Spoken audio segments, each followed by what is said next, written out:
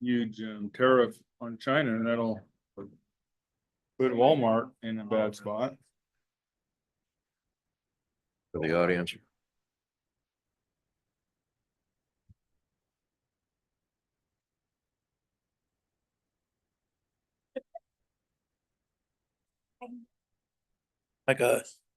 I like seeing agendas like this, one page, front only.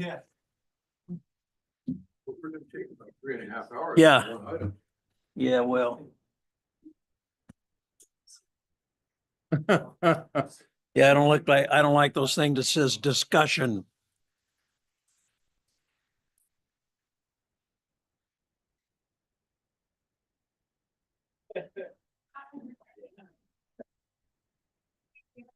You better have said deliberation.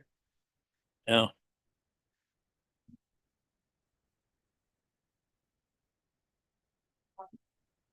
Yes.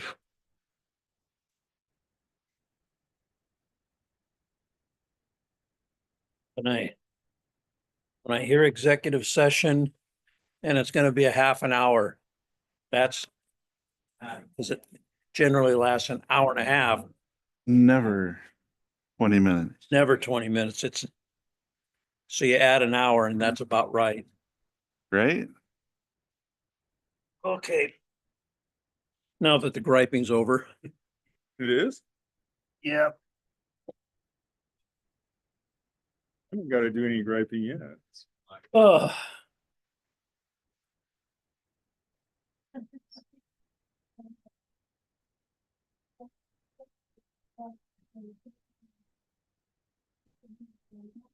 All right. All right. We go somewhere. God, what brings Mr. Brady out? Got lots of snow now. Hmm? Yeah, it sounded like the top of it, I thought.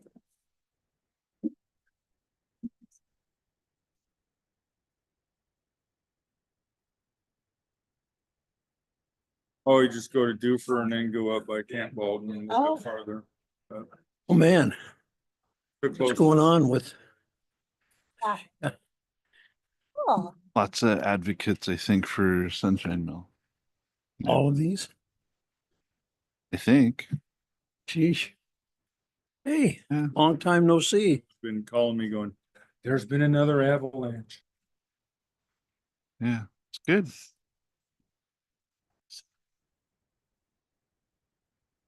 Huh, Where is everybody?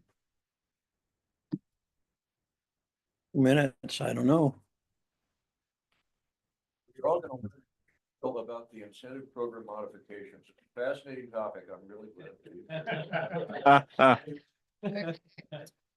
I'm sure that's what everyone's here for. Yeah.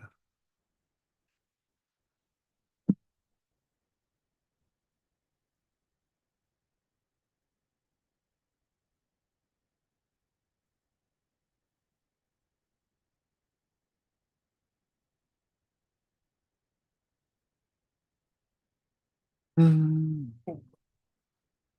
What kind of a mess did you get us into? What are we doing? How come all the people, is that Yeah. what you're asking? Urban meeting, you know? Great. They're all here to support fire suppression systems. Yeah, right. Yes. Yes.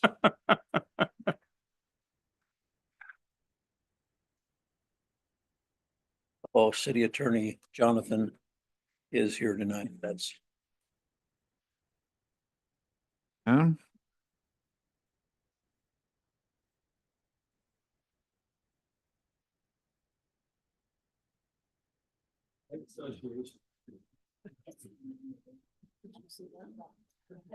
What?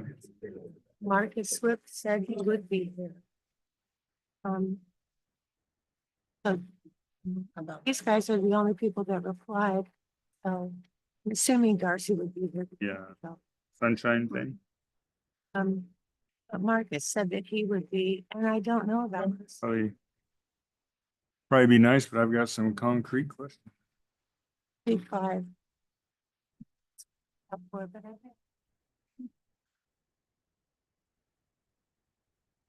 Well, we don't have a vote. Though. Do? They're gonna spend a bunch of money Who to read the agenda? find Who out. read the agenda? Well, Staff report.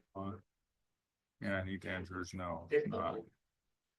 Is concrete in section gold. That's my feeling.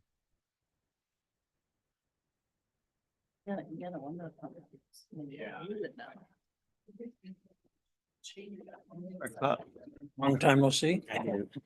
That was fun. Yeah, I what love that we've been event. dealing with Yeah, I know. It in Renewal. The sidewalk. does a good job. He does. You took my chair? I don't know. I'm way over here all of a sudden. I'd rather be over there. Trade you. You gotta check with Paula first. So if it starts crumbling at 150 years old. It's not got much life left in it. Just need to get Darcy and we can get this underway. I really don't know if they have concrete. Is Dan gonna be here tonight? I'm not the vice, am I? No, I lose track. Yes, nice. Dan is, but First Street, 150. Huh? Ken's not gonna make it. How much? yeah, okay.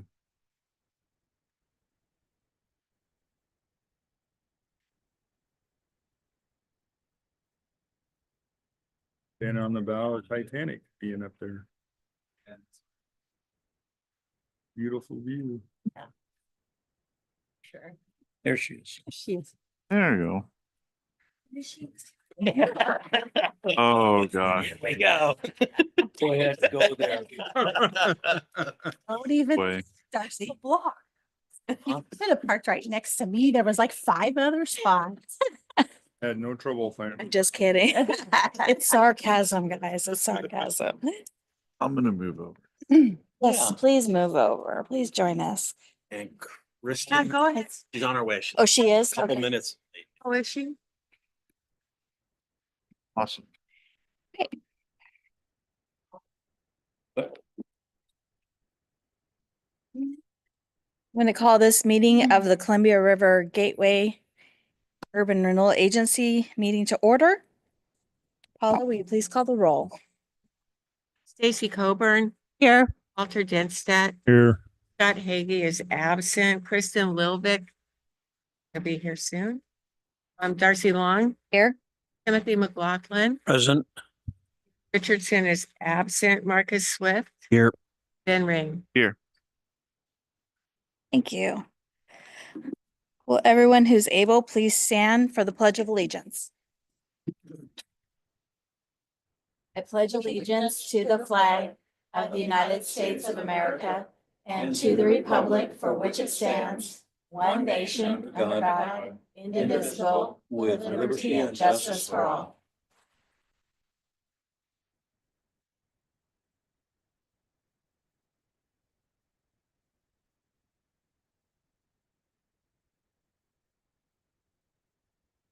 So the next item on the agenda will be the approval of the agenda.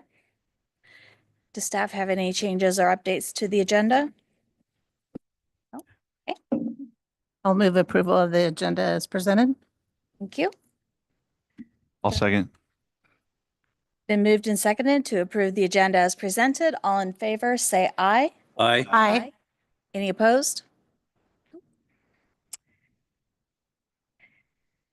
Next, we have approval of the minutes from February 18th, 2025.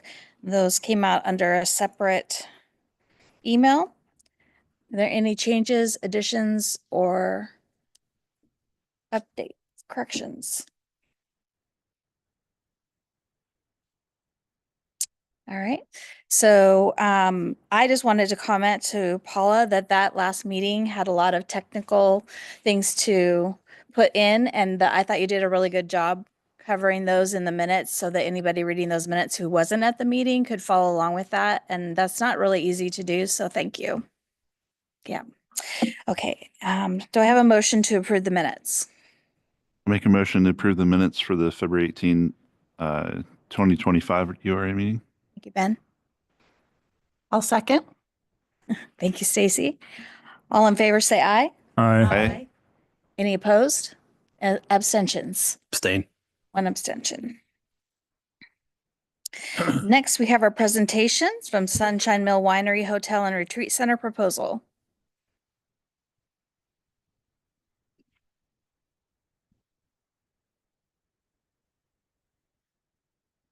You want to bring another chair up?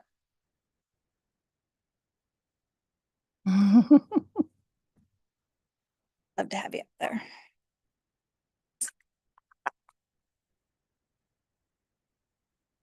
Is this on? Is it already on? We can scoot it to you. Unfortunately, you kind of have to eat the mic. Okay. You guys all hear me okay? Okay. I'm a little congested, so I might pause briefly during this. My name's Natasha Scove, and I'm here on behalf of the Sunshine Mill. I'm the general manager there and also the daughter of James and Molly Martin, the owners. We're going to have a little history lesson tonight at the beginning of this. 21 years ago, when I was in high school, my dad came to me and said he needed me to help him make a PowerPoint presentation. I didn't know at the time what it was about, but he gave me a picture of a tall old building with a Ferris wheel on top of it. When I asked what it was, he said it was the old flour mill and he was going to buy it.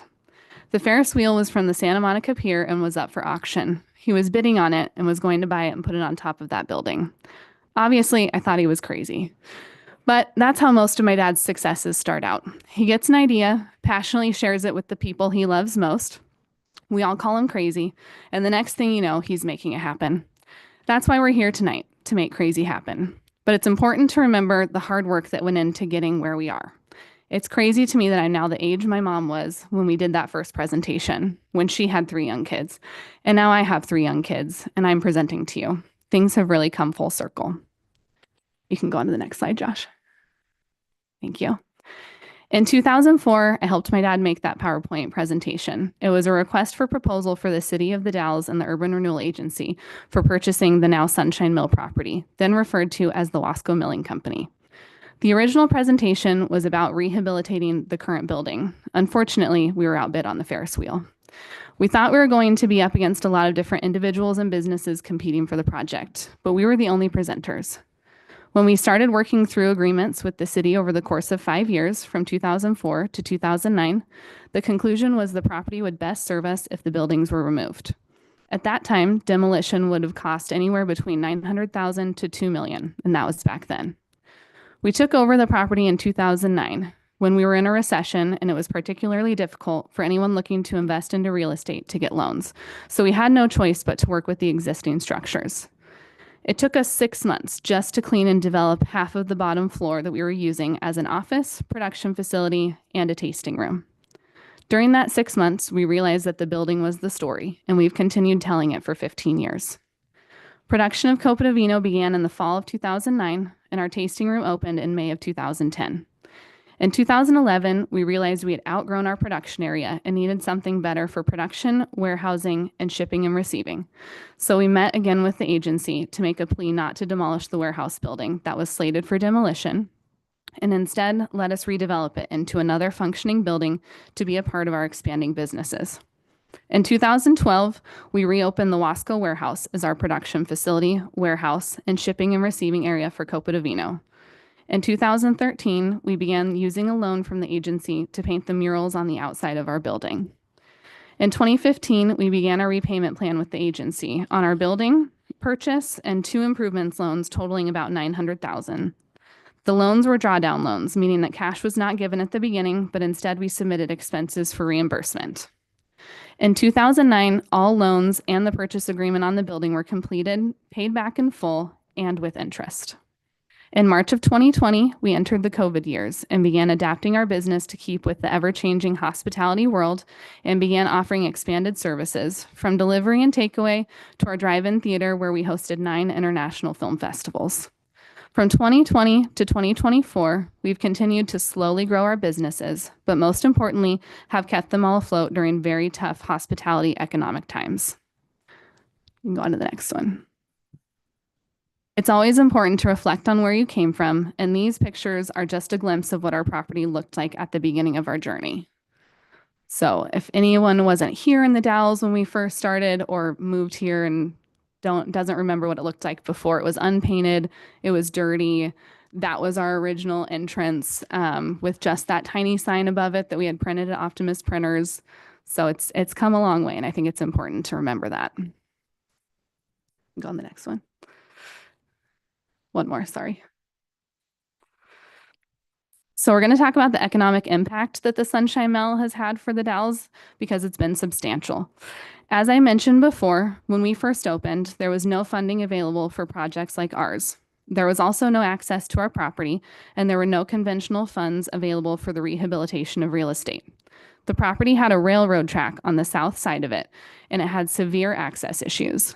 In order to create access to the property, we signed on to guarantee job creation, allowing the city to apply for federal grants available at the time to create the brewery grade roundabout, which they received $2.7 million in federal funding for, and the cruise ship dock, which they received $1.3 million.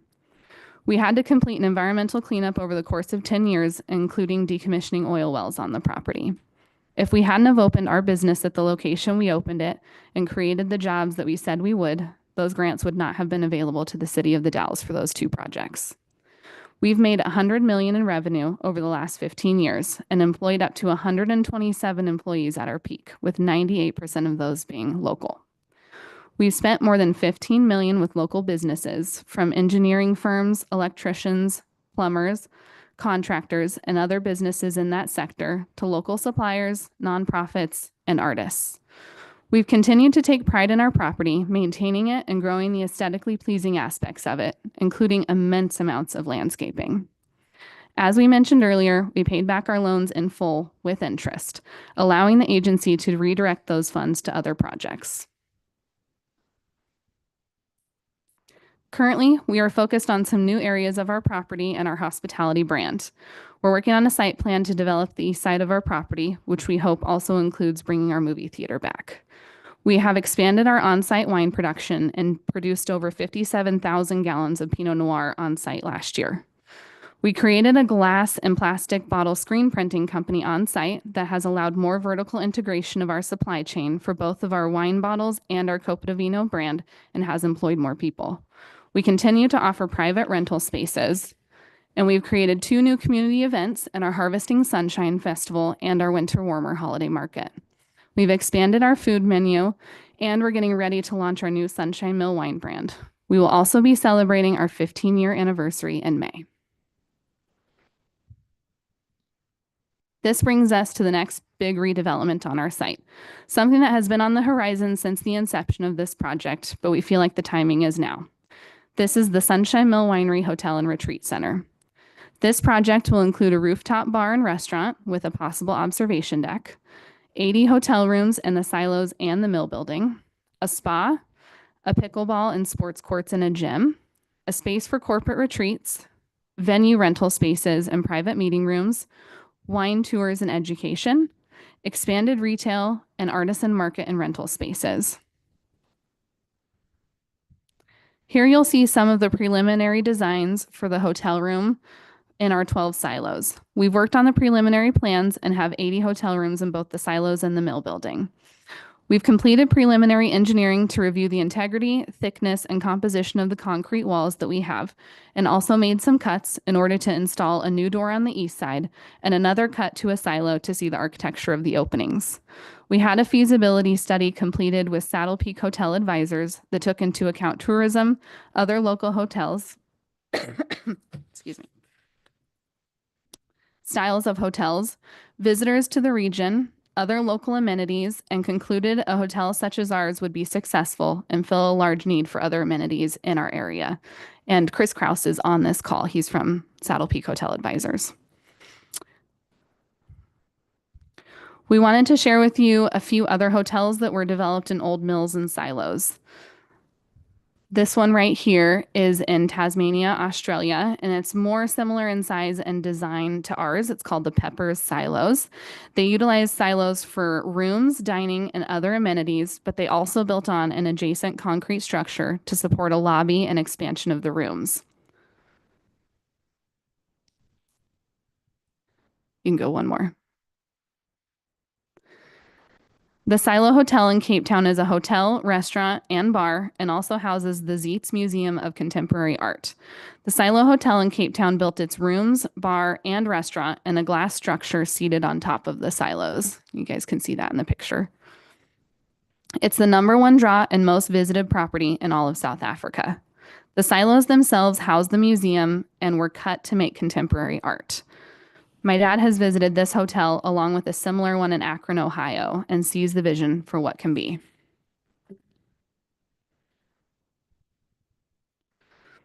The development timeline we put together shows how we would like to move forward with the agency and what we'd like to accomplish together.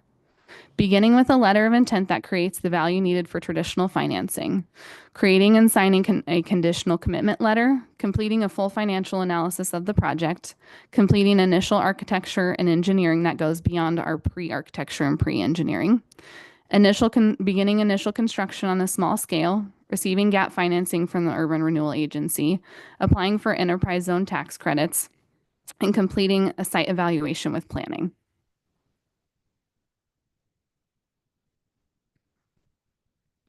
The breaking ground timeline is when we'd like to get started on structural development of the project. Q1 and Q2 of 2026, we'd like to finalize the engineering and architecture, secure the building permits, and finalize our loan to begin.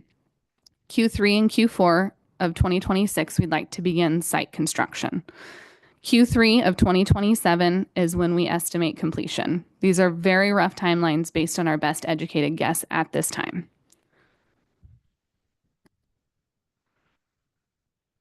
You can go one more. We know there's a need for something this exciting in our community, and we're thrilled to show the value of a project like this can create for our community. We hope to draw an affluent customer base with disposable income. We want to create luxury accommodations and amenities that can be used by guests and locals alike. We want to continue to develop the aesthetic of the East Gateway to the Dalles.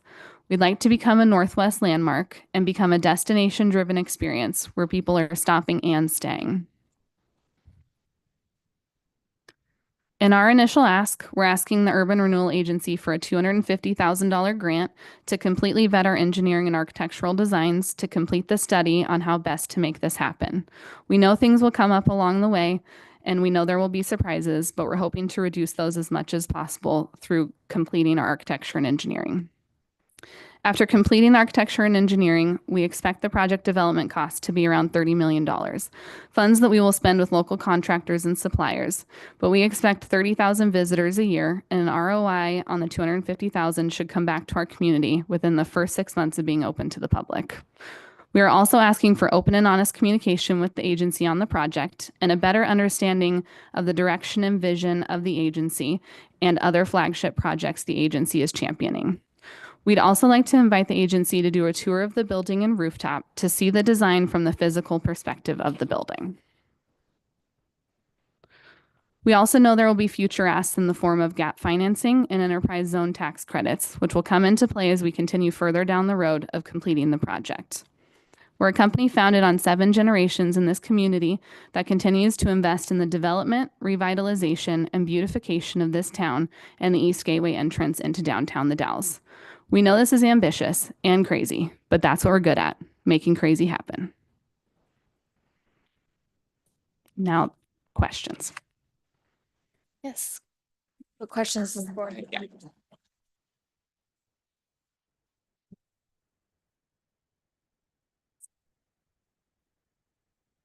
So the feasibility study that's been done, that was done by an outfit called Saddle Peak. Mm-hmm. Saddle Peak Hotel Advisors. There's some kind of concrete analysis. Yes, we've had that done with Miller Engineering. So is that available for us to look at? Mhm. And does anybody here know what their conclusions were about the concrete? Okay. Would you use the microphone, please? The reason we have people on Zoom. Turn up your hearing aid. Just kidding. It's for the recording. Into my house. Yes. The we've done several different analyses of the building itself. So initially, when we began this process, we had a structural analysis done on the mill building itself. And what we found was, of course, to current standards, a building that's overbuilt in some ways. And because of that overbuilding, the building itself structurally, to change its use, has a lot of fundamentals that would have to be enhanced. And so at that time, 15 years ago, it was a couple $1 million to change the mill building's occupancy to a hotel or what have you. Since then, we've had some analysis done by Miller Engineering further that's found that we probably could limit some of the expenses that would happen with that. As far as the building itself and the silos themselves, we've had a company out of Seattle come in with a X-ray type technology, an X-ray to find out how much rebar was in these buildings. And at that era, when it was built, metal was quite cheap. And so the amount of metal that we would now today not put into a structure like that is so it's much more metal than normal. So we actually have a building, especially with the silos that are built in a honeycomb type design. And with that, like a honeycomb, it's super structural. So it's built like a dam. We paid Miller Engineering to not only take that information and help in the engineering design, but they also then built a digital model. So for another $30,000, we had them create a model where they could actually take and rotate the entire building to look at all the different elements of it as we tried to go ahead and design and build a hotel. So I know that's a long answer, but Fine. we've done a substantial amount of analysis. Now we're at that place where to do this next step, and we have Chris here from Saddle Peak as well to go ahead and talk about it. We did an analysis, a marketing analysis. What if we really tried to make this happen? What would we need to have to actually attract the type of customers that would sustain a property like this? Because we're talking about an ability to have something in the Dalles that's known not just regionally, but potentially nationally. How do we attract people to the Dalles? Could we have something as epic as you might see elsewhere? And I think the answer is yes. If we don't identify to ourselves that we think we're in the Dalles, so therefore we can't have something this amazing. Why can't we? We already have it. If we build it, they will come. And so with that thought in mind, we hired a top analysis organization around the marketability of not a 3-star hotel, which the Dalles is surrounded with, but a 4-star hotel, which is, I think this is probably a good lead in for you, Chris, if you'd like to go ahead and talk more about what Saddle Peak does and what your analysis was. Yeah, thank you, James. So my name is Chris Kraus. I am the owner of Saddle Peak Hotel Advisors. And by way of background, I've spent the last 30 years in the hotel advisory and valuation space. Before I launched my own company, Saddle Peak, I worked for CBRE Hotels, and before that, a boutique hotel consulting company called PKF Consulting out of San Francisco. My current practice is based in Bozeman, Montana, where I have lived for the last 20 years. But really throughout the last 30 years of my professional career, I've maintained offices in San Francisco, Seattle, Denver, and my home here in Bozeman. And I've worked on literally hundreds of hotel feasibility studies throughout the Pacific Northwest, Northern California, and the Northern Rockies. So I've done quite a bit of consulting and advisory work for folks like James and his family, where I've studied the market dynamics to determine if in fact there is demand for additional lodging rooms, and if so, how should they be positioned? And so again, James, and maybe before I say that, I'll just say as a point of background, I also went to school at Cornell University School of Hotel Administration, studied there for 4 years. and spent the first 5 years of my professional career managing hotels throughout the Midwest and Northeast. But fast forward here to the Dalles, James and his family hired me in January. So I traveled out to the Dalles to conduct my market research. And part of that entailed taking a detailed tour of the Sunshine Mill, the silos, and all the other requisite market research of inspecting hotels in the market and in Hood River. Over my career, as I've mentioned, I've worked in Hood River, I've worked on Skamania, I've worked on numerous small hotels throughout the Northwest, and think that James has a pretty unique, really unique facility here in the Dalles. The Sunshine Mill, historic structure, I'd call it mid to high rise in the Columbia River Gorge, proximate to the Portland MSA and roughly 2.5 million people. Certainly a huge leisure destination during the peak summer months. Really, I've looked at all the data of the existing hotels. Strong leisure demand, really May through October. And think there's a real opportunity here. I hate to say if you build it, they will come. There are already people traveling to the Columbia River Gorge for various reasons. And given the existing businesses that James has with the wine and the events and weddings and the historical significance of that building and the space, be it the silos or the mill, there's a real unique opportunity to deliver an upper upscale to luxury style, luxury accommodation or luxury hotel in that location.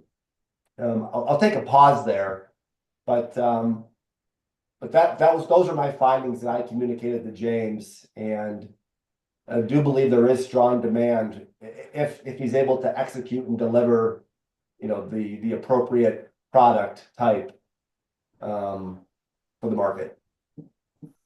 I'm mostly interested in the silos and concrete. Does anybody know how old the silos in Tasmania are? I don't. Or Cape Town or Akron or? No, I can tell you that concrete gets harder as it gets older rather than softer. So what's the lifespan of concrete normally? It's infinite. Oh, So really? unlike other materials where they actually decay over time, concrete actually seasons and gets harder over time. All right. Yeah. Well, we have some sidewalks on First Street that are crumbling. Yeah. That's because of the water that hits them, and then water over time freezes on it. And so How old is the silos in the Dalles? I'm going to go ahead and, since we're just having a presentation here, I'm going to say we're going to keep it at a high level. This is just concepts and asking, and if we decide to go forward, they'll have to give us more details. And so I'd just like to kind of keep it at the top tonight. but Tim, you Walter, indicated- 1908 was when they first started to build those silos. And then a second set was built off them. We think those were built in 1918.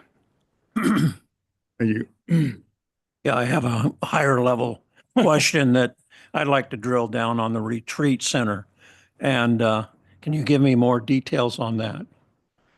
Yeah, I think that the capacity of the property is one of the phenomena of why not here. And that is that we have within the mill building itself about 65,000 square feet of unused space currently. And so within that space, there, from what Chris's analysis was, is this is an area for potential expansion of the hotel. Our initial designs early on was 49 rooms. And I want to also pretext this that when we hired Chris's first thing that he wanted to reinforce was, I'm not here to go ahead and suggest that this is a good idea. I'm here to decide whether I think it's marketable and whether there's even a possibility. In fact, I think he went into it with almost pay me first because I'm probably going to tell you no. And then he did the analysis and came back and told us we needed to expand where our goalposts were. We needed to think larger. That larger was going to be what the attraction would be. And larger meant adding more services that attract people to 4-star properties. Don't think 3-star, think 4-star, where you have all these accommodations, larger square footage within the rooms, the ability to attract businesses for retreats. So meeting rooms and meeting space. And we think that meeting space could be developed within the mill building. That's a long answer to your question. Oh, I've been talking about this for years. Yes, you have. Our city is positioned to have a conference center and hosting trainings and conventions and other gatherings. I think this would be a perfect site for that. I think the identity of it is think like a McMinimum's, but think upscale. McMinimum's is not, oftentimes you share the bathrooms in most of their properties. They do have obviously great hospitality with spirits, etc. But you're talking oftentimes 2.5-star accommodations. So it limits where businesses would be attracted to it. And I'm sorry about earlier the comment. I was joking with Ms. McLaughlin because this is a teacher of mine going way back. I don't know how far back we go, but Come over and help me rake the lawn. yes. But as far as that is being able to host even conventions, trainings, there's just a multiple of things that would attract people if you could incorporate that into your design so that a high tech, bringing in high technology like what we're using here, and to be able to support training. And like Lions, for example, is we go all around the state, but never here. Right. And we went to the Discovery Center one year, and that was good, but you had to fit it in order to make it work. I would like to see the facility at Boardman. They're doing a wonderful job. I was really impressed when I went to see that. I don't know what, it's a convention center right by the freeway, if you've seen that. The interior of that is amazing, and they're expanding it. So they have they're attracting those types of conferences now. I would just like to put a plug in for something like that for you to consider. All right? Ben Ring? Absolutely. Thanks, Sharon. I'm encouraged by this because one of the things that my wife and I have lived here since 2009, and I've seen a development throughout the gorge with Hood River, white salmon, bingen, and then I think more recently at the airport across the river here, there's definitely been an influx of more private traffic to the airport that are not, Cessnas and Piper Cubs and things that I think myself and others have a passion for, but there's a lot of private jets, corporate leased folks that are coming through the airport. And to me, that's an indication that, having something that's above what we've traditionally had in the Dalles, I think is appropriate. So I'm encouraged to see this. I know we're going to get into the details later on, structural things and all of that. I'm an engineer by nature, so I'm going to geek out. But I think it's a great example of keeping up with the pace of development overall. And I'd frankly love to see the Best Western and Hood River start to have people come over here to get on a bus to go to Timberline or Mount Hood Meadows in the wintertime. Why that hasn't happened is beyond me, but I think this is one of the reasons. So, Chris, I think you could share a little bit in the marketability too. You put the goalposts at 4-star, and what 4-star meant was higher ceilings, more square footage, a place where affluent people wanted to come stay and not leave. And I think what we currently have for accommodations are places where people come to sleep.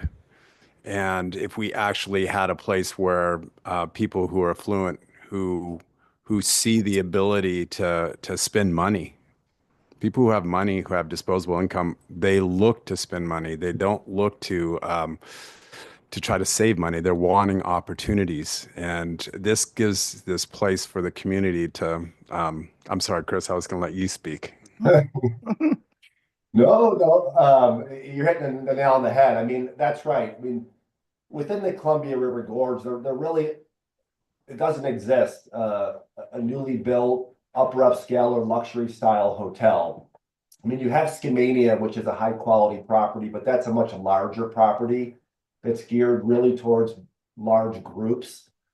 But if you look Pacific Northwest, and there's properties like the Allison Inn and Spa in Newburgh, and there's other handful of small properties which all tend to have somewhere between, you know, call it 75 and 100 rooms.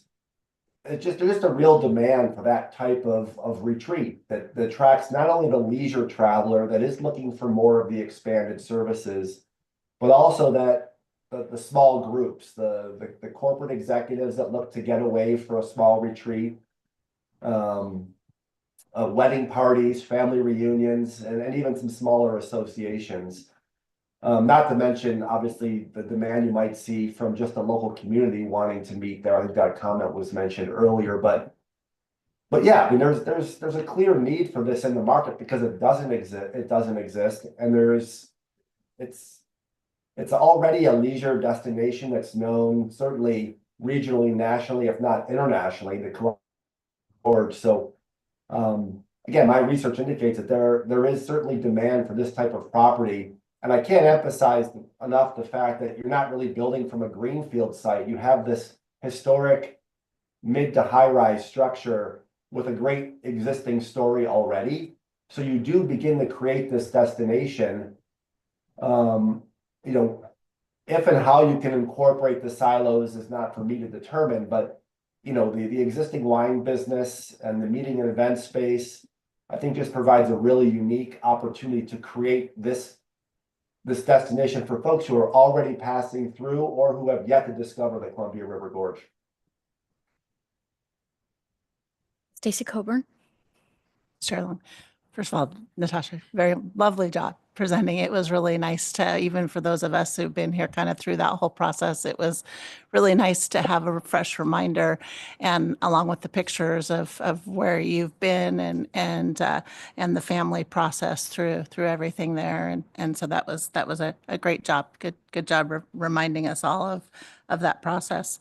And this question might be for Chris, but you know, given kind of the current unknown position we kind of find ourselves in as a country right now with the tariffs and banking situation, financial situation, institution situation. Chris, can you share kind of where we're at with financial institutions lending for these type of projects and what you're seeing in that part? How are we seeing new projects like this being financed, or what kind of? Yeah, that's it. It's not a simple yes, no answer. Certainly we have been in some tumultuous times over the last really 12 months. But yes, there are still projects being financed. There is still new construction happening. And we're seeing more of it in these leisure destinations. In the post-COVID era, we've seen particularly strong growth in these secondary and tertiary markets, more so than we're seeing in the downtown Portlands or Seattles or San Franciscos of the world.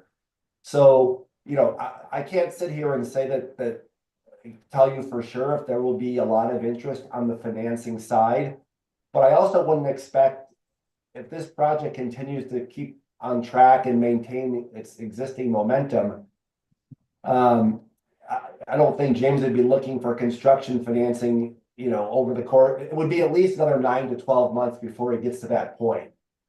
You know, what I've shared with James is, you know, the real next step is to figure out what, from the architects and the engineers, is really what type of redevelopment cost you're looking at in dealing with the existing silos and mill, and that'll help sort of inform really how big this project is going to be. I believe James mentioned, or maybe it was Tasha, $30 million project for plus or minus 80 rooms. That's what you'd expect for this higher quality type hotel with a signature restaurant with a rooftop amenity, with the appropriate amount of flexible meeting and event space. So on paper, it's not an unfinanceable project, I guess is probably the long-winded way to say, I'm not worried. Fair enough. Thank you. Yes. One question, I don't know if this is going to be for staff or for the presenters, but when would we expect, you mentioned potential for requests for gap funding and some other future applications. Do you guys have an idea when that might come to URA? I think that's going to be up to our team over here. We'll meet. This is the first in-depth presentation we've seen on this. Of course, they have brought this to our attention earlier, but this level of detail. So we'll need to see, get a better handle, I think, on. Yeah, I think we're in this 1 year phase of first of all, trying to take all these sets of unknowns and get them in a box of this is what's known. And then within that, trialing it to the investor market. Also, there are other types of funding available besides just local governments. There are tax credit programs out there that could be as much as 15 to 20% of the project. Those tax credits are called new market tax credits. We've invited a lot of family and friends tonight, but we've also invited several individuals that have a lot of experience in this industry. Some of them are online. One of them, actually, Tom Peters here, is a actual local who has spent a lot of time. Tom, are you here? Oh, there he is. So Tom was involved in hotel financing for a great deal of time. And maybe, Tom, you can talk a little bit about what's usually expected on these types of projects. Yeah, You'll need to come up to the microphone. Sorry. Yeah. For the recording. so yeah, I've been involved in hotel financing since the 80s. Tom Peters. And so one hotel that was a historic hotel, similar to this, is the Custom House in Boston. The last time I stayed there 18 months ago, the rent was $800 a night. So, and when we did that back in 1990, it was, it came out on the market at about 400. It's a Marriott, so it's a historic hotel. So I travel probably 180 days, 180 nights a year, finance all over the United States. I would say the Dalles could really use a hotel that would draw people here, so that people come from the gorge, people come up, and I have a winery out here in the tasting room, and I always hear from people, there's no place to stay. Well, we stay at the Balsh. Well, that takes care of maybe 20 people, and there are rooms where you shared bathrooms. It's, it's neat, but it's not 5-star or 4-star. And so as far as financing it, it won't be a problem. There's, you're going to end up with ozone, opportunity zone. I call them ozones. So you're going to end up with that kind of financing. You're going to end up with some kind of possibly EB-5, especially with a new Trump era. The EB-5 is going to bring in more money in investment and job opportunities. So financing, it doesn't bother me. It's figuring out what you got and what it's going to cost. That's the big thing. Thank you. Kristen, did you have questions? Yeah, I have a couple. Yeah. Really great job. So sorry. Wow, that caught on. It was really cool to see. And I wasn't here when you guys started the work, or I might have been in Hood River. So it was a long time ago, but it was nice to kind of see where it came from. And I've seen pictures, but it's cool to hear it from you. I think I had a couple questions just to ask. So the $250,000 grant, what do you mean by vet engineering and architectural design? Is that like, are we vetting the project, and then if it doesn't go forward, that money is gone? What does that mean to you? Yeah, so the architecture and engineering that we've done, the engineering has been around like what does the current building look like, but we haven't done any engineering that's like if we build X amount of rooms in this location, like what kind of work has to be done. All of our engineering has been around understanding the structure and knowing what we're working with so that we can move on to the next step.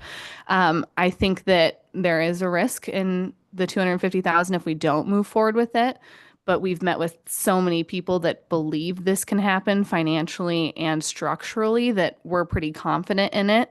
In terms of like the architecture, once again, it comes down to like finalizing a design. And that's going to help us understand what does this actually cost so that we can go and seek financing and seek these different market tax credits and things like that. So it's really just like we've done all of these steps to understand what the building currently is and thrown out a potential design. And then after meeting with Chris, things have changed. So now it's like diving deeper to try and erase any unknowns that we might have. They're not all going to be erased, obviously. We'll run into things, but we need to make sure that we have tried to unturn every stone. So One more, of course. And then my other question was just, I love the amount of work that you've done and put in to see kind of where the market is here. My question is if you've done any like research on the job market here and what that looks like. I know like being in the hospitality industry and finding housing out here has been difficult for a lot of people. How do you see sustaining that level of need for employment in this area? I think after having been employers for the last 21 years, we're pretty comfortable with what we can harness in the labor market, either through labor contractors or just people we know. We tend to figure it out. And I know that there is like shortages in hospitality. We've dealt with it and we know the issues that have come along with that. But I think that we're pretty confident that by doing something like this, it's going to be paying people a living wage. It's going to be paying benefits. So we're hoping that we can attract people who currently live here, who maybe have been priced out of working in hospitality because of how it currently is, and attract people who appreciate what we're trying to accomplish. That seems to be the people that we've kept employed for a long time with us. So. Yep. So just going back to that $250,000 grant, lately, especially you were asking which projects we have going. Of course, the Basalt Commons is our biggest one right now. I think that a lot of things have changed since 8 years ago when I came on the board, and we tend to start funding closer to actual construction and permitting and things like that. So how much have you guys already invested so far? And it sounds like quite a bit, but about how much? 170,000 today. Okay.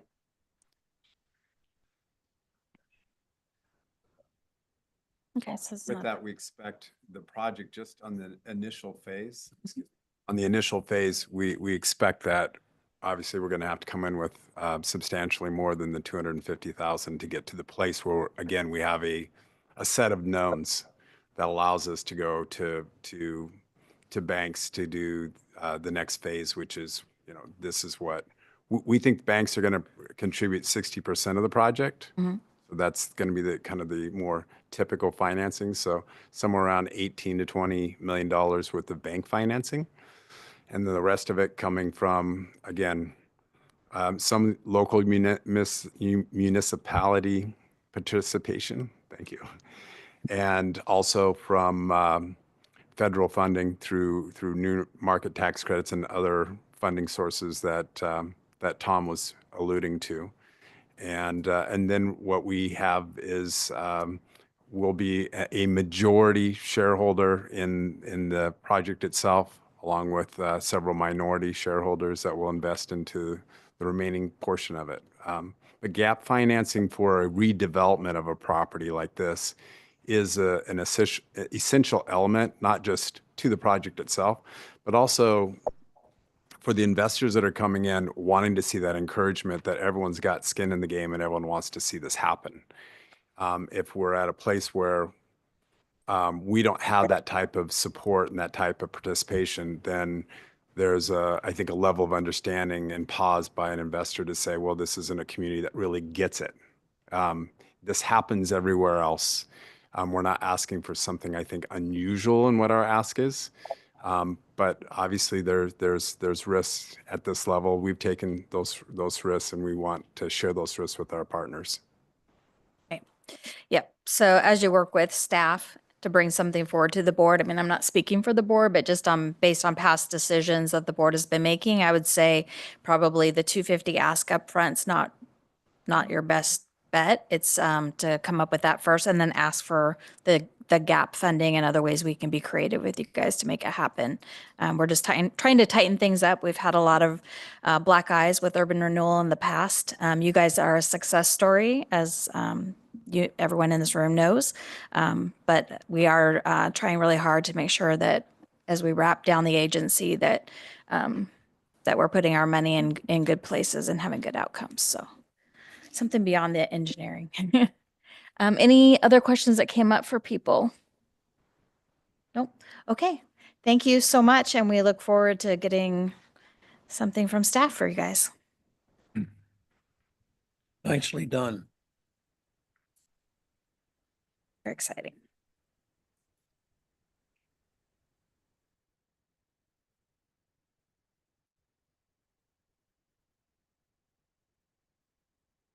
Okay, at this point, I'll move on to public comment. During this portion of the meeting, anyone may speak on any urban renewal subject. 5 minutes per person will be allowed. Is there anyone who would like to make a public comment? Yes, Eric Gleason.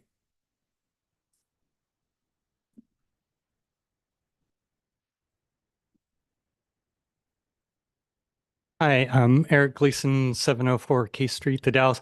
Anyway, hopefully you all got my letter about the project, so I won't go into that any. But just sitting here listening to this proposed project and the potential benefits for our community, I couldn't help but think that the First Street project originally encompassed all of First Street and then through the years got kind of shrunk back. So now that the eastern end, I believe, is at Federal Street. So I really do think that now is the time to really step back from this project, involve engineers, the community, the stakeholders to come up with a better long-term solution for the community. I mean, if we're going to have this attraction at the east end of our community, we really need to connect to it along First Street. And I think now's the time to kind of come up with a more encompassing view of what we want to do at First Street and maybe a better view and a better outcome for our community. Thank you, Eric. Yeah. We'll make sure your letter gets into the minutes portion. Mm-hmm. Is there anyone else who'd like to make a public comment? Okay. I don't see anyone online either. Is that everyone? Can I see? Okay. All right, great. We're going to move on to item 8A, our action item, property rehabilitation program, proposed modifications.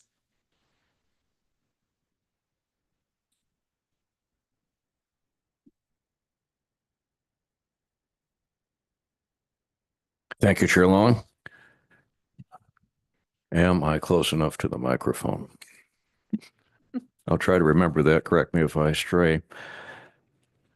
Dan Spots, Economic Development Officer. We spent a number of months looking at the incentive program, and actually the request before us tonight kind of is a case in point. $250,000 request would exceed the cap that we have right now, $200,000. There are a number of potential modifications that we've been tossing around, and I think we could kind of go either way on this tonight. We have it listed as an action item. Would love to have closure on this one, but we also know that there are some questions out there still. So perhaps we can get to closure. Perhaps we need to bring it back. Let's see how it goes. I'd like to take this point by point, starting on page 19 of your packet. So feedback. Thanks, Lisa. Or what is that? Oh, it's just people. That's my hearing aids. Sorry. First bullet point on page 19, we talk about consolidating the commercial and the mixed use. Right now, commercial is 50,000, mixed use is 150. We'd like to put those together in 200 to 200,000 and then increase that amount to 300,000. Later on in the packet, you'll see that we are also proposing that be the threshold for development funding agreements. So the incentive program would cap out at 300,000 by combining and increasing commercial and mixed use. New housing units would no longer be required. Another key point here. So I'm looking for opposition or approval or head nods. I don't think we need a vote point by point, but questions, concerns on that point. Or are we okay with that? I think we Okay. all agreed before that taking out the required housing was. Yeah. Cool. Thank you. On to the second page, page 20, up at the top, matching requirement. We have in the past required 30% match for mixed use. That is, we're putting up 70%. We've been noting really, I think, support for changing that, requiring the investors to put in a greater share of the match. So looking at a 50% match.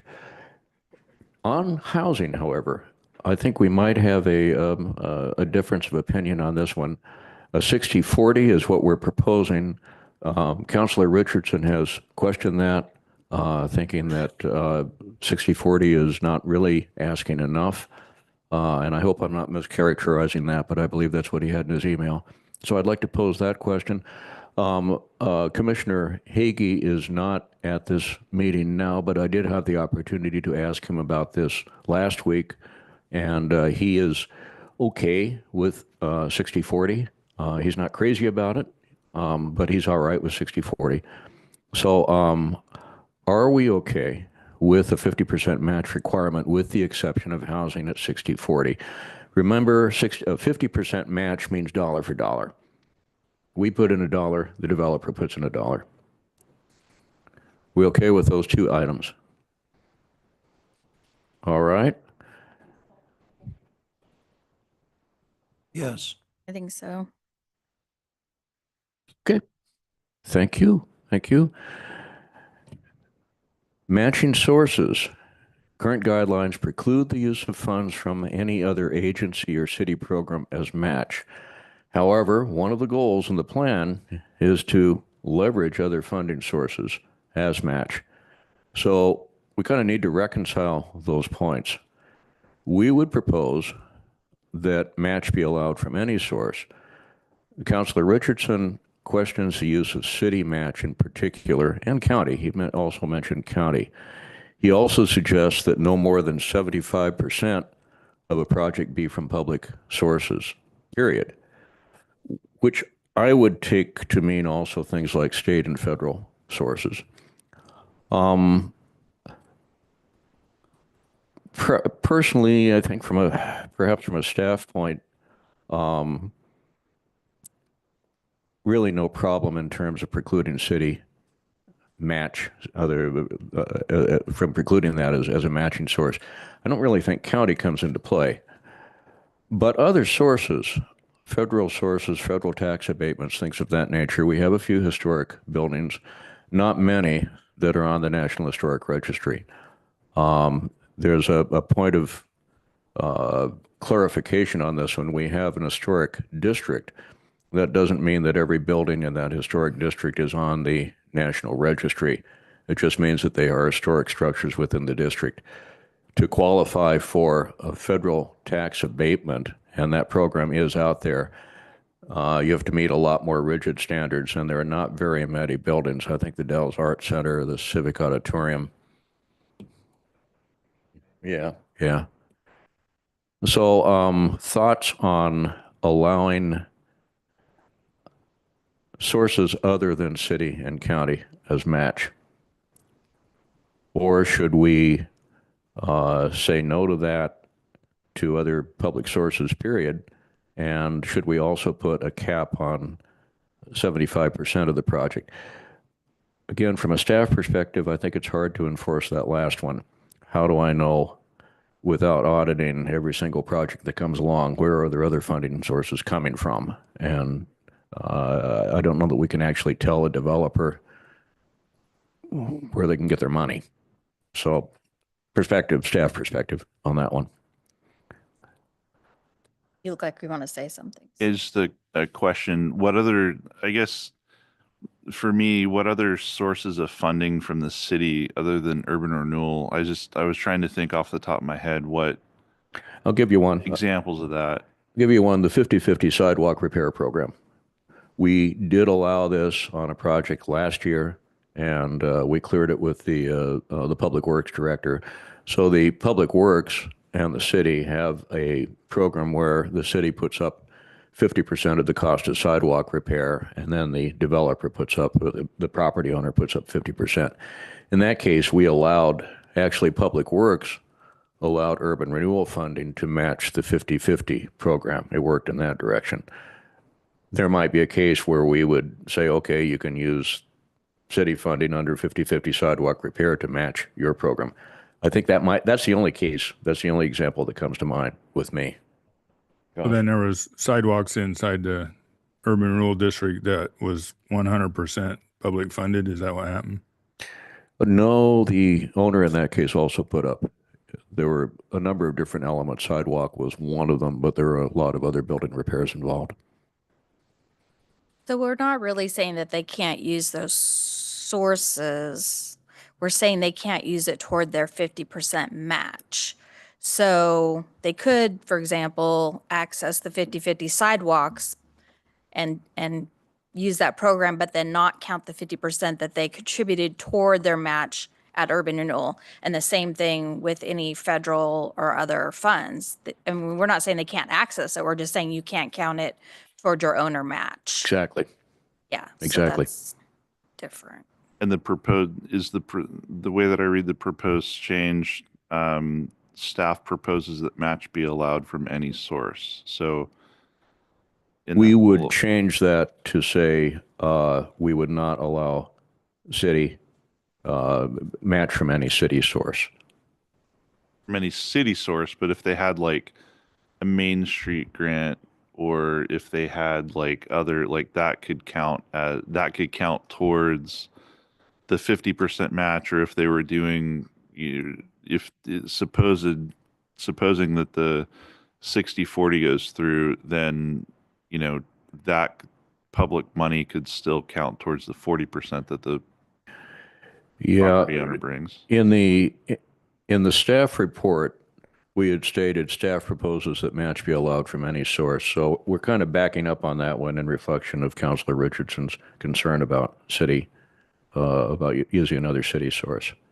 So we would be striking that and saying city match would not be allowed, but other sources would be. I'm confused though, like if the concern, if really the only good example we can come up with is a 50/50 sidewalk program from city funds, like that doesn't seem as much of a concern to me. I mean, if there was some other source of city funds, that would give them some larger number, like a $50,000 or $100,000 grant or some sort of source of funding, like that would be more concerning, I think. But I don't know. That's what I'm struggling with. Like from my perspective, I like the 60/40. I like the 50% match, and I like the 60/40 match specifically for new dwelling units, because that is inner housing strategy that was adopted by city council. And in my opinion and observation of downtown, like we have not developed enough residential units, and we need to figure out how to like bolster that development. And I think taking away the match from, if we struck the proposal that match be allowed from any source, I think it detracts from that. Okay. I would leave it, in my opinion, is what I'm saying. And I don't know how anybody else feels, but I would agree with Ben on that. And I also disagree with Councilor Richardson and the 75% cap that he has on public funds. I don't agree with that at all. I think we should leverage as much as we can for these projects. Yeah, I would agree with leveraging, especially if you can get other funds. And I think it's probably moot now based on what we decided, but like how would Brownsfield grants fall into that? It's federal money administered through the city. So Those are federal dollars. I'm not pushing back at all. I'm fine with this the way it's written. just trying So I to like wrote it, work but- through it. We're walking Work through to it. avoid unintended consequences, I think is what we're doing. Yeah. Okay. Let's move on to tax abatements then. Yep. We haven't raised this one. It really came up February and March. And it kind of ties back to the matching source. Sigmund's Hotel brought forward the question of a federal abatement as an historic structure. Turns out it's a moot point because they don't qualify. They are not on the National Registry, although they are building within the historic district. However, it did lead us to review the guidelines and to review the plan itself. Current IP guidelines preclude grants to nonprofits. It does not align with the plan, which specifically allows grants to nonprofits. That's a long-standing portion of the plan, and it carried over into the substantial amendment, but it preceded the substantial amendment. So we need to reconcile that. Right now, it's a conflict. We propose allowing support for nonprofits and other tax abatements on a case-by-case basis with all requests subject to board approval regardless of the award amount. So really judging the merits of a project on a case-by-case. Are you okay with that? I think I'm okay with it. I don't think there's any legal precedents that would stop us from providing that level of support to a nonprofit, right? It was in the plan previously, and I don't know. I'm just thinking if there's like something new that might. I don't think there's anything stopping us. Okay. All right. Looks like you're good there. Thank you. Yes. Mm-hmm. Commercial sprinklers. I know that Walt doesn't like these.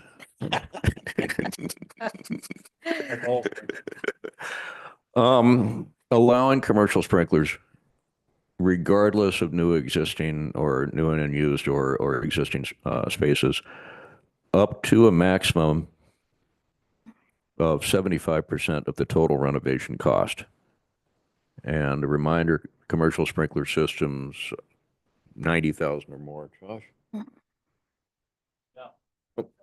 Okay. So restaurants and event spaces, particularly restaurants, come to mind. Are we okay with that change? Okay, thank you. Can I ask a quick question just to Yes, of clarify course. it? So, Yes. commercial sprinkler systems, so those are typically, again, going back to the housing thing for second story units in the district. One of the big showstoppers is putting in Walt's favorite thing. If it's going to be residential, you have to put in fire suppression. So I know that in the past, I've spoken to a couple of building owners downtown, and that was one. There's several things that like stop them from producing residential units versus commercial space. The sprinkler systems was one of them. So do we think that there's anything in here that, I mean, the examples are like restaurants, event spaces, and things like that. Does anyone think we need to make a distinction or something specific to show that as an example of an appropriate use? Upper story, Like downtown upper story, residential. downtown residential, mixed use. I think it all falls into the right bucket, but do we need to be clear about it that is an appropriate use of that? I mean, we could add it. What really we're doing here is, narrowing all this down, and then the changes we make here are going to be modified into the guidelines themselves. So I think even if we just list that, 75%, up to 75% can be used for For a sprinkler system. any Yeah, development. it would fall into whatever. Yep. Thanks. There's something you said I wanted to mention, because like Hagee seemed to kind of believe that if sprinkler systems were important in residential, then the code would require it. But what you just said is the cost is the reason there's a compromise. And so the building code doesn't require it because there's a tug of war between people that fight fires and try to prevent fires and try to get fires put out, and people that don't want to raise the cost. And so that's why the building code doesn't always require it. But I think we established it's up to this board if we want to spend our money in that manner. And you can well guess that I do. And I don't oppose the commercial thing at all. I think it's great. It's probably not going to change things a lot because the building code on the kitchens and stuff was there. And I think that might be why we had the older rules. It's kind of like they're going to have to do it if they want to have a restaurant. But I think what we're doing is if their system is old and they know there's some money, I would think they're going to go, let's replace our old system. So that might prevent a fire. And that would be awesome. Yeah, I think it's a good thing. Yeah. So we'll keep that in the mix as residential, and certainly a couple of downtown properties come to mind on that. Yeah, and when you work it in, I think that Ben is right. I think, if you're listing something, I think listing the residential piece, because when we're talking about putting just a couple of apartments in or whatever, it might help spur someone's creativity when we're listing it. That's the point. So. Okay, great. It'll incentivize them to do it. Thank you for that. Appreciate that. Roof repair replacement. We've talked about this a few times. Bearing in mind, there have been some historic structures that we have assisted in this manner. It's been a few years ago. We don't currently do it. So proposing that we do allow it under certain circumstances. The goal is to leverage other funding sources toward the full cost of repair or replacement, and in the process maintain the structural integrity of downtown buildings, especially historic structures at risk of deterioration. Cost of repair or replacement would not exceed 50% of total renovation cost, so it's incorporated with other renovation within the building, and may only be approved for properties acquired by the property owner within 5 years from the time of the request, with a maximum agency investment of $25,000 per structure. Councilor Richardson had suggested increasing that to 50. Thoughts on that? Okay. I wouldn't be opposed to the $50,000 increase, and I like that Kristen's recommendation for the 5-year piece be in it as well. Yeah. Yeah. Thank you, Josh.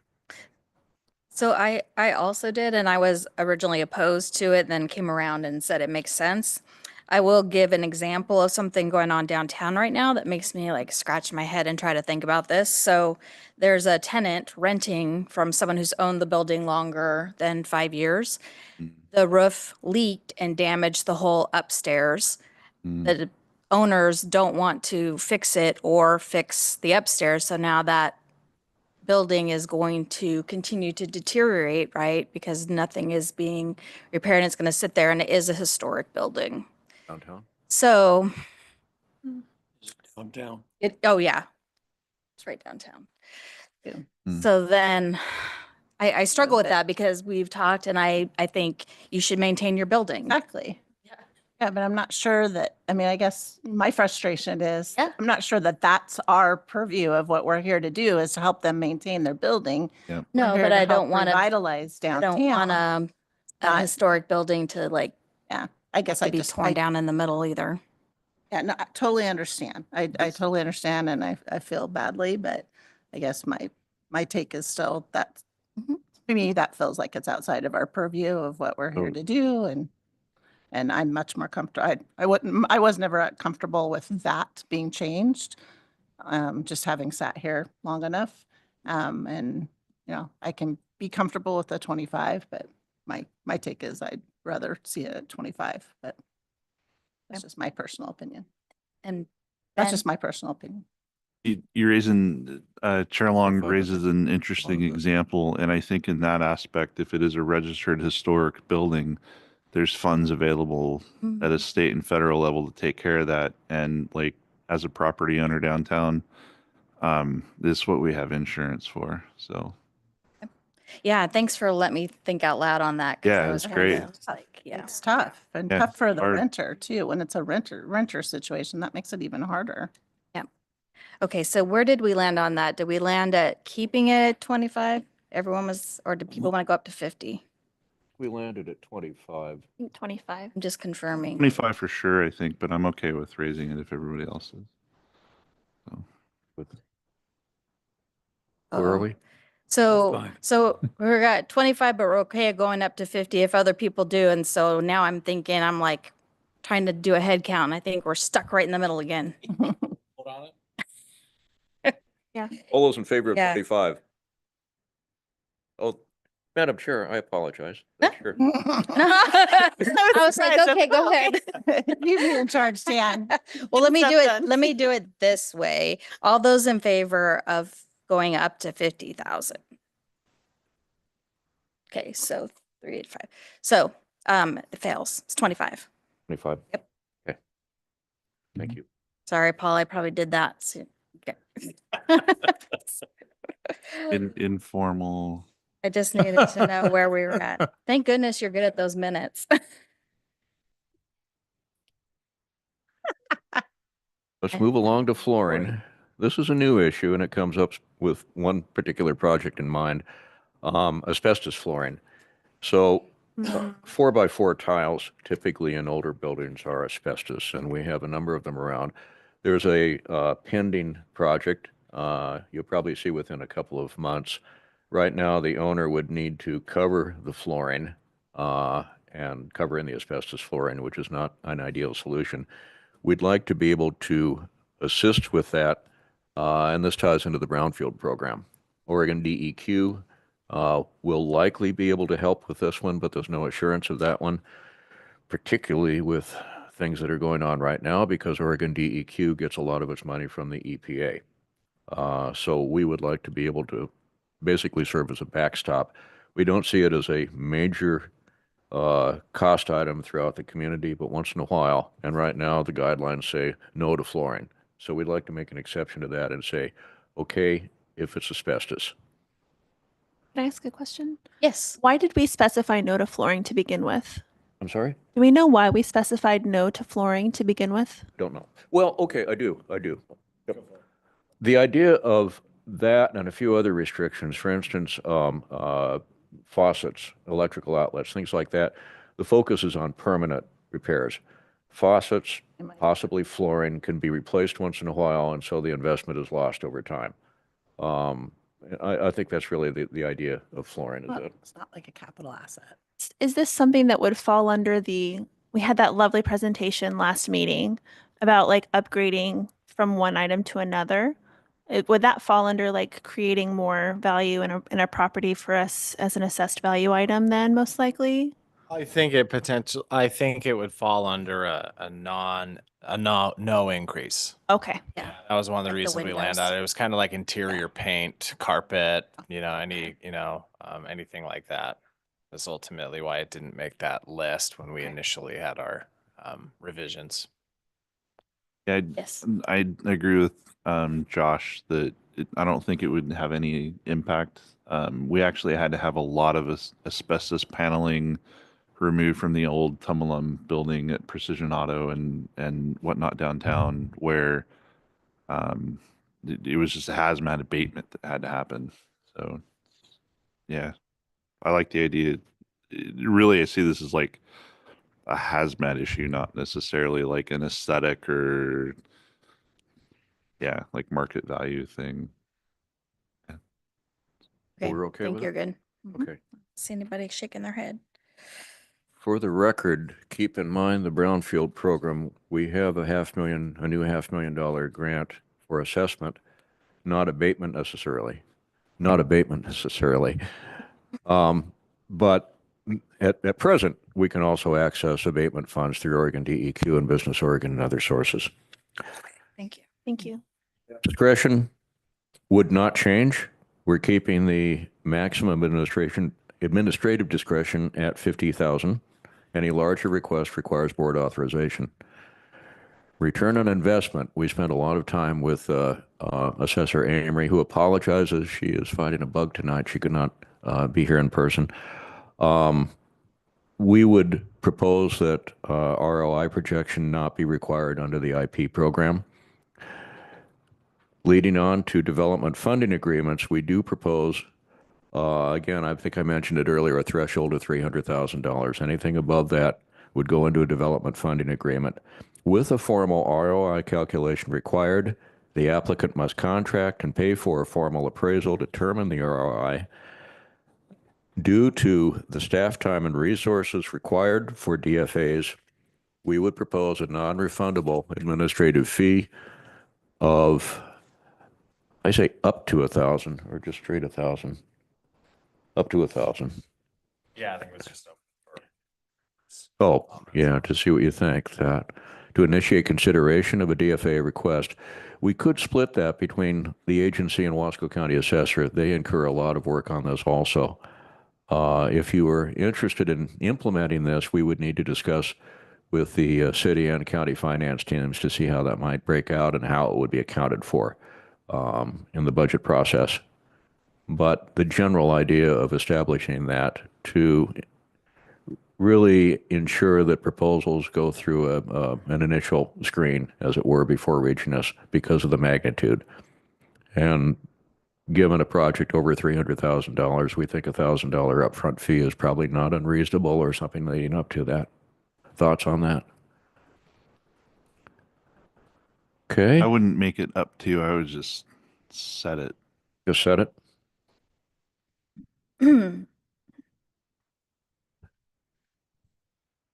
Set it 1,000. Yes. All right. Thank you. STCs, we would continue to provide STC payments of up to $10,000 per new residential unit, in addition to commercial IP and DFAs. Time of completion, this is a new one. DFA projects must begin construction within 1 year of agency decision of award. Looking for feedback on that one. Must receive CO, certificate of occupancy, within a time period to be specified in the agreement. That's going to vary according to the project, but we do want to nail it down in the agreement. And the timeline may be extended to the discretion of the board. Thoughts? I think so, because I think we wanted to make sure we had some control if a project wasn't going forward and the board didn't. If they feel like it can wait, that's fine. The board can vote, but.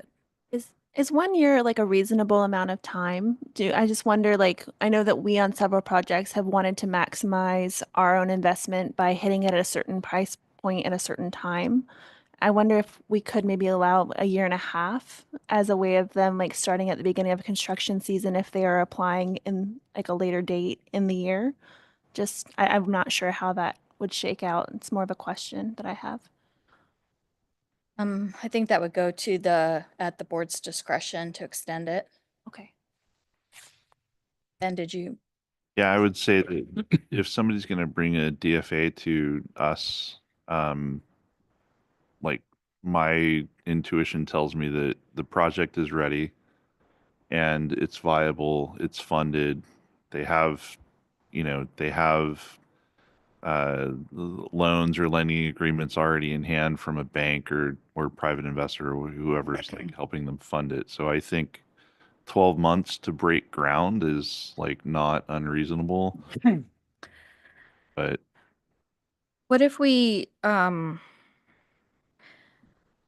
some language in there so that when you're writing up the DFA, if you know it's going to be longer, I'm trying to remember what the timeline was on the project that was just presented to us, if they were going to break ground in 12 months. And because also we have a unique situation now where sometimes we can't fund things immediately. We're going to have to wait for our funding to roll around. And so if we agree up front in the DFA that there's a different timeline, that lets them lock in that they have an agreement with us that we're going to do something at a later date that can continue to find their financing, but we're not surprised or we're not stuck with them not being able to break ground when we thought they were going to. We do that? Yeah, we could, and it's possibly also something that we could require, similar in the land use side of things. We can require a project schedule as part of the DFA, and something that they stick to. That's the part, the whole part of the agreement is sticking to those timelines.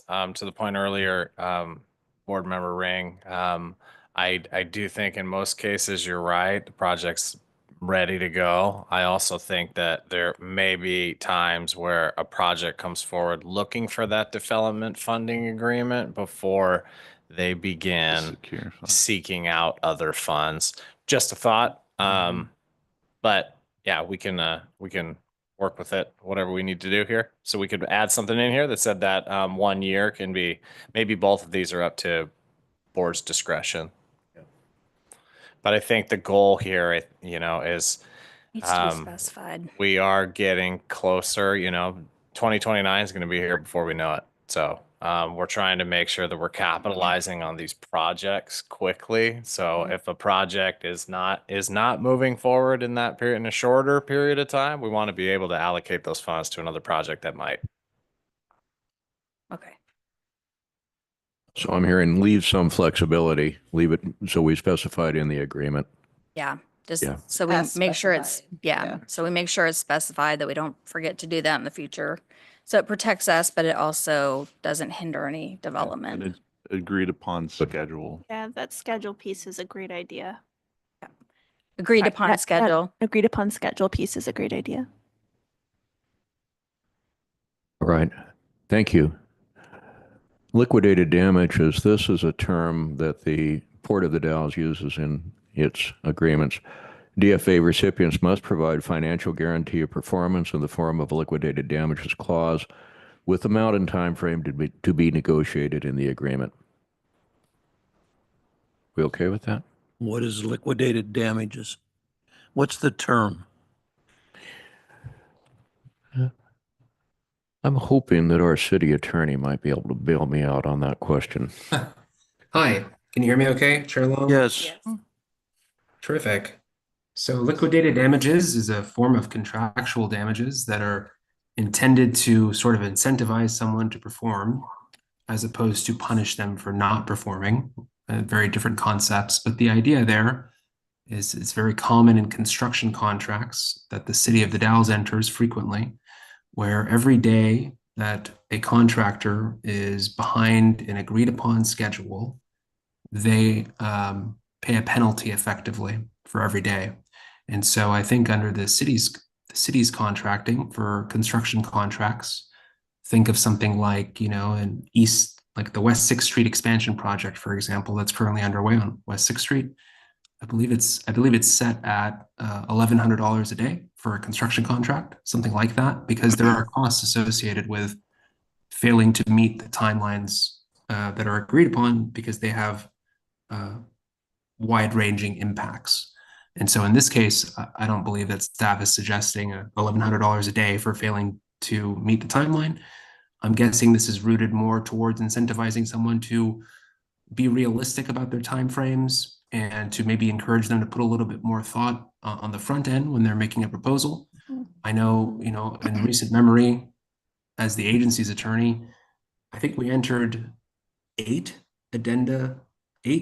amendments to, for example, the recreation building DDA, which again, things like that are out of the control of the developer, like COVID or things like of that nature that aren't foreseeable.